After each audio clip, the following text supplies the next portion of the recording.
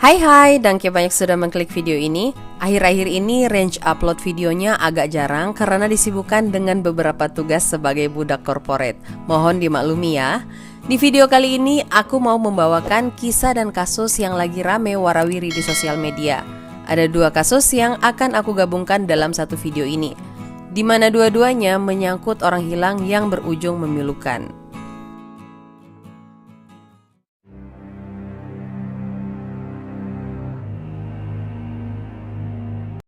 Kasus pertama datang dari seorang remaja berusia 16 tahun bernama Matthew Jedediah atau biasa disapa Jed. Dia dilaporkan menghilang pada tanggal 22 Januari 2018 silam. Sejak kejadian itu, pihak berwenang Idaho Falls melakukan pencarian terhadap remaja tersebut. Usai 4 tahun dinyatakan menghilang, remaja tersebut akhirnya ditemukan pada Mei 2022 lalu. Penemuan tersebut berhasil dilakukan atas kerjasama YouTuber Adventure with Purpose bersama Departemen Kepolisian Idaho Falls atau IFPD dan kantor Sheriff Bonneville. Tim Adventure with Purpose sendiri merupakan YouTuber yang bertujuan untuk membantu mencari orang-orang yang dinyatakan hilang dan termasuk dalam kategori kasus dingin. Mereka merupakan tim diver yang berfokus dalam pencarian bawah air dengan segala perlengkapan yang mereka miliki. Tim Adventure with Purpose ini melakukan pencarian dengan sukarela. Sayangnya, meski pencarian yang dilakukan membuahkan hasil, remaja tersebut ditemukan sudah dalam keadaan tak bernyawa bersama mobilnya yang tenggelam di Snake River, Idaho Falls, Amerika Serikat. Matthew Jedediah Hall lahir pada 29 Oktober 2001 dari pasangan Alan Lawrence Hall dan Amy Lake Hall. Dia merupakan anak bungsu dari dua bersaudara. Kala itu, Jed terdaftar sebagai siswa di Heritage Charter School. Dari rekaman CCTV yang polisi dapatkan, pada 22 Januari 2018 pukul 2.30 dini hari, terlihat Jed berada di area Heritage Charter School, tempat di mana dia bersekolah. Dia memecahkan kaca jendela sekolah untuk menaruh catatan, kalung, dan uang di loker temannya, kemudian pergi meninggalkan sekolah. Itulah saat di mana terakhir Jed terlihat. Kedua orang tuanya yaitu Alan dan Amy baru menyadari putra mereka menghilang pada pukul 6 pagi di tanggal 22 Januari 2018 ketika mereka hendak membangunkan Jed untuk berangkat sekolah. Kasus hilangnya Jed memang sempat menggemparkan kala itu. Terlebih lagi, kasus tersebut tak kunjung tuntas sejak dilaporkan hilang pada Januari 2018. Ia sendiri dikabarkan meninggalkan catatan yang mengisyaratkan bahwa dirinya akan mencoba mengakhiri hidup. Saat dilaporkan menghilang, Jed disebut mengendarai sebuah mobil bertipe hatchback merek Nissan Versa tahun 2009 berwarna perak. Selama 4 tahun terakhir, Departemen Kepolisian Idaho Falls sudah menyelidiki banyak kemungkinan dan petunjuk terkait kasus ini, termasuk kemungkinan bahwa Jed masih hidup atau meninggal di lokasi lain. Penyelidik bahkan telah melakukan perjalanan ke negara bagian lain mengikuti tips dan melaporkan kemungkinan keberadaan Jed, mencari daerah terpencil di wilayah tersebut, dan berpartisipasi dalam berbagai upaya penjangkauan media yang mencoba mengumpulkan informasi tambahan. Dikutip dari Local News 8, penyelidik telah menyadari sejak awal bahwa Jed dan mobilnya mungkin telah masuk ke dalam sungai Snake River. Peralatan sonar dan pencarian bawah air digunakan bersama sumber daya dari lembaga dan entitas mitra untuk mencari di area sekitar Forbay dan hulu di bagian sungai yang termasuk dalam data ping. Sayangnya, saat itu tidak ada tanda-tanda keberadaan Jed atau kendaraannya. Peristiwa pencarian dan penemuan Jed sebenarnya dimulai pada akhir April 2022 lalu. Saat itu, YouTuber Adventure with Purpose menghubungi Departemen Kepolisian Idaho Falls terkait pencarian Jed Hall. Hal ini dilakukan setelah mereka mengetahui kasus tersebut dari penonton mereka, cerita yang beredar di media, dan rilis dari kepolisian terkait hilangnya Jed.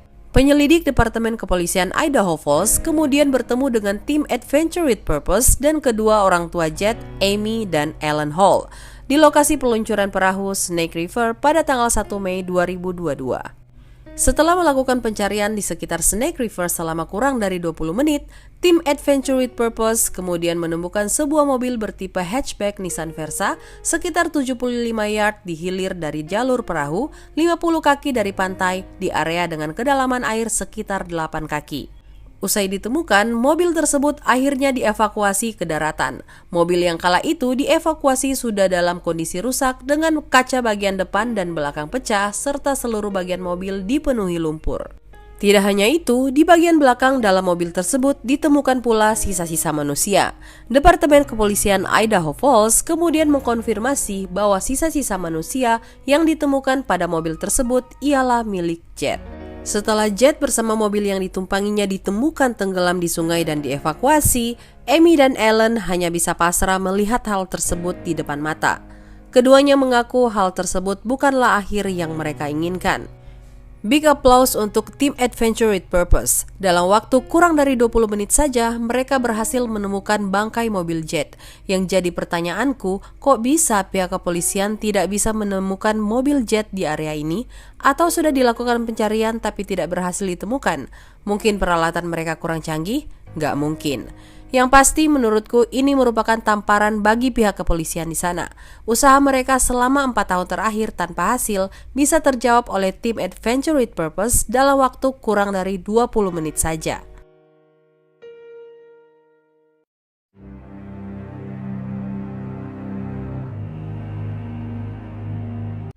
Kasus yang kedua ini baru saja terjadi beberapa minggu yang lalu, di mana pada tanggal 2 Desember 2022, seorang pria ditangkap karena diketahui telah menghabisi seorang gadis kecil berusia 7 tahun di Paradise, Wise County, Texas, Amerika Serikat.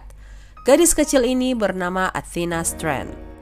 Kisah ini berawal ketika Madeline Gandy yang merupakan ibu dari Athena memesankan paket berupa set boneka Barbie dengan tema You Can Be Anything. Dalam paket itu berisi beberapa boneka Barbie dengan berbagai ras. Seperti anak perempuan pada umumnya, Athena sangat menyukai boneka Barbie. Ibunya pun memesankan set boneka Barbie tersebut sebagai hadiah Natal putri kecilnya ini. Pada hari Rabu 30 November 2022, harusnya boneka itu mendarat cantik di tangan Athena.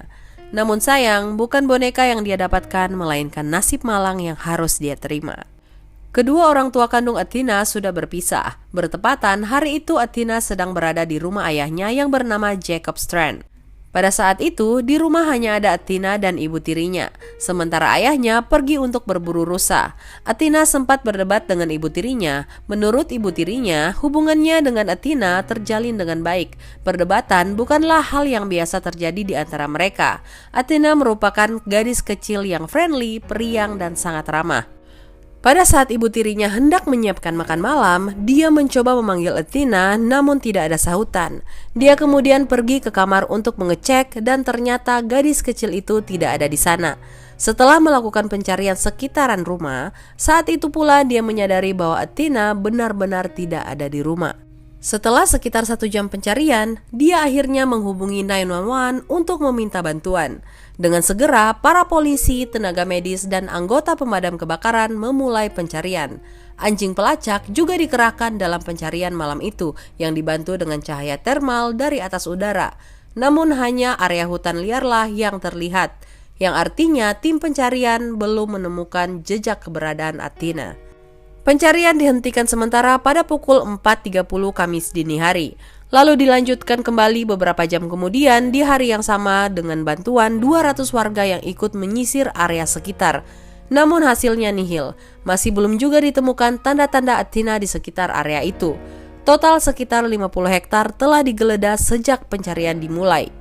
Petugas terus melakukan usaha dalam pencarian Athena. Mereka bahkan mewawancarai beberapa orang di daerah tersebut yang memiliki catatan kejahatan seksual sebagai bagian dari penyelidikan. Tidak hanya polisi, petugas pemadam kebakaran, warga, pencarian ini sampai melibatkan FBI, Texas DPS atau Department of Public Safety, US Marshal, serta Texas Rangers juga ikut turun tangan dalam pencarian dan investigasi. FBI menggunakan digital research untuk melihat data-data ponsel dan postingan sosial media. Mereka bahkan menutup ruas jalan dengan garis polisi untuk memeriksa selokan pinggir jalan. Ayah dan ibu tiri Athena bekerja sama dalam proses pencarian ini. Di sisi lain, menurut Madeline, yaitu ibu kandung Athena, bahwa putrinya tidak mungkin pergi begitu saja. Menurutnya, Athena memang suka berpetualang, menjelajah dan berkeluyuran di area sekitar, namun tidak sulit untuk menemukannya kembali. Terkadang dia hanya mengunjungi rumah tetangga. Bibinya yang bernama Killen menggambarkan Athena sebagai gadis kecil yang penyayang, ramah dan sangat menyukai bunga. Mereka bahkan sudah mempunyai rencana untuk menghabiskan akhir pekan bersama di Oklahoma sekaligus melihat parade Natal. 2 hari pencarian yang berujung nihil, akhirnya kepolisian menemukan titik terang yang mana selama proses investigasi, polisi mengumpulkan pernyataan dari beberapa penduduk sekitar serta bukti digital yang akhirnya diketahui bahwa terlihat mobil FedEx mendatangi rumah keluarga Athena untuk mengantarkan paket di hari yang sama dan di waktu yang hampir bersamaan dengan menghilangnya Athena. Polisi melakukan pelacakan dan mengidentifikasi sopir FedEx yang bertugas mengantarkan paket pada hari itu. Dia adalah pria berusia 31 tahun bernama Tanner Lynn Horner. Pada hari Jumat 2 Desember 2022, Tanner digiring ke kantor polisi untuk diinterogasi. Tanpa membutuhkan waktu yang lama, Tanner pun mengakui perbuatannya dan menunjukkan kepada polisi lokasi di mana dia meninggalkan tubuh Athena. Pada hari itu juga, kepolisian Wise County langsung menuju TKP yang berjarak 6 mil dari bagian tenggara Boyd. Di sana mereka menemukan tubuh tak bernyawa Athena, gadis kecil yang baru berusia 7 tahun. Mengetahui hal ini, keluarga Athena terkhusus ibunya sangat syok dan tak henti-hentinya menangis serta mengutuk perbuatan Tanner. Menurutnya, pria itu telah merampas Athena darinya hingga dia tidak bisa melihat putri kecilnya tumbuh dewasa. Dari pengakuan Tanner, dia ketakutan jika Athena melaporkan ke ayahnya bahwa dia telah menabrak Athena dengan van FedEx saat dia hendak mengantarkan paket ke rumah keluarga itu. Tanpa pikir panjang, dia langsung memasukkan gadis kecil itu ke dalam van-nya dan melaju pergi. Tim forensik meyakini bahwa Athena meninggal 1 jam setelah penculikan. Hingga saat ini belum diketahui pasti motif pembunuhannya. Ini merupakan kasus high profile. Setelah penangkapannya, detail tentang kehidupan dan masa lalu Tanner mulai terungkap. Pada hari Sabtu, situs web Heavy melaporkan di postingan Facebook tahun 2019 di mana seorang wanita menuduh Tanner sebagai pemerkaos. Setelah penangkapan Tanner atas tuduhan penghilangan nyawa terhadap Athena, wanita tersebut memosting kembali tuduhan pemerkosaan yang dilakukan Tanner terhadapnya. Di situ dia menjelaskan kejadian itu terjadi 8 tahun yang lalu saat dia berusia 23 tahun. Atas postingan ini, tak sedikit orang berasumsi bahwa Tanner juga melakukan hal yang sama kepada Athena sebelum mencekiknya hingga tewas dan meninggalkan tubuh tak bernyawa gadis itu begitu saja. Kasus ini masih dalam tahap pengembangan dan kepolisian masih mencari motif pembunuhan. Namun yang pasti saat ini Tanner sudah diamankan dengan tuduhan tindak penghilangan nyawa tingkat 1 dengan denda sebesar 1,5 juta US dollar. Nggak kebayang betapa hancur kedua orang tuanya atas kepergian Athena. Semoga Little Athena mendapatkan kebahagiaan yang kekal di sisinya.